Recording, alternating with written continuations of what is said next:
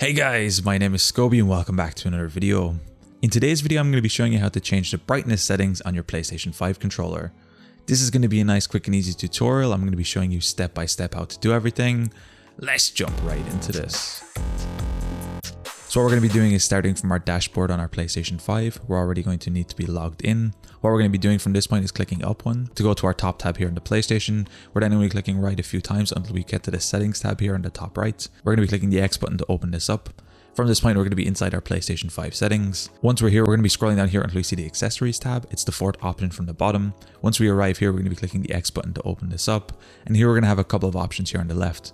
General controllers, media remote, keyboard, mouse and camera. What we're going to be doing is coming to the second one. We're going to be looking for the controllers tab right here. We're going to be clicking X to open this up. And here we'll have some more options and settings for our PlayStation 5 controller. Now these settings are going to refer to the current controller that we have connected. So you might need to change it for different devices that you have connected. What we're going to be looking for specifically is the brightness of the controller indicators, and that's what we're looking for here.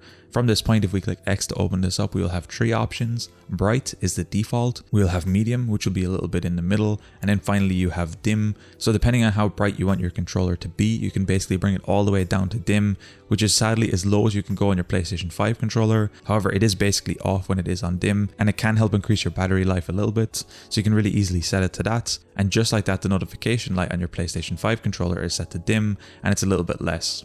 Anyway guys, it's as easy as that to change the brightness settings on your PlayStation 5 controller. If you guys enjoyed this tutorial, be sure to drop a like. Subscribe if you're new, check out the other videos on the channel.